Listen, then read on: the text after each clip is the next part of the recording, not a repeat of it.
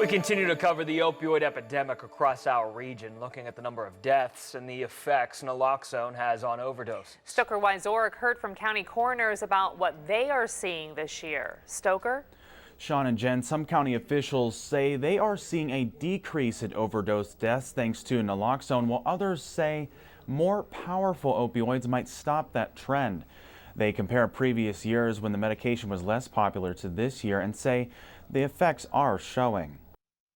To date, our numbers are down from last year in 2022. County coroners in our area are shedding light on local overdose deaths from opioid drugs. Somerset County Coroner Colin Swank says he's only seen 14 reported overdose deaths this year, comparing that to 2022, which saw 30. He says he hopes our region can work to eventually eliminate those numbers. I mean, we are seeing naloxone in a lot of tox reports because it does show up. And a lot of EMS, do administer if they're available. They are readily available on the EMS, on the ambulances. Experts say naloxone is used by emergency crews to quickly reverse the effects of opioids. Responders say you should administer it first before performing CPR.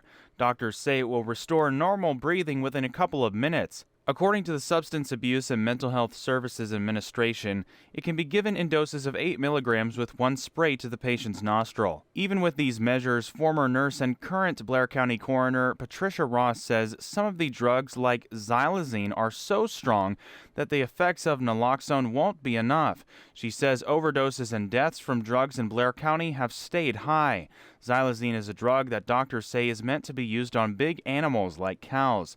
This on top of the incidents that Ross says she has seen happen before an overdose. If I find a baby dead in someone's bed, and I find out that those parents are methamphetamine users and or fentanyl and or drug alcohol users, and they were so overcome by the drugs they were using that they laid on their baby and suffocated the baby. But not on purpose, but accidentally, because they were inebriated. Coroners, including Ross, say more drug testing in schools is what they would like to see, as a person's brain in college isn't fully developed yet. Ross says the denial of admission to higher education for using drugs would motivate young learning minds to stay away from them. Say if you happen to use naloxone, the side effects include agitation, nausea, vomiting, and diarrhea. Reporting live in the newsroom, Stoker Wyzorek, 6 News.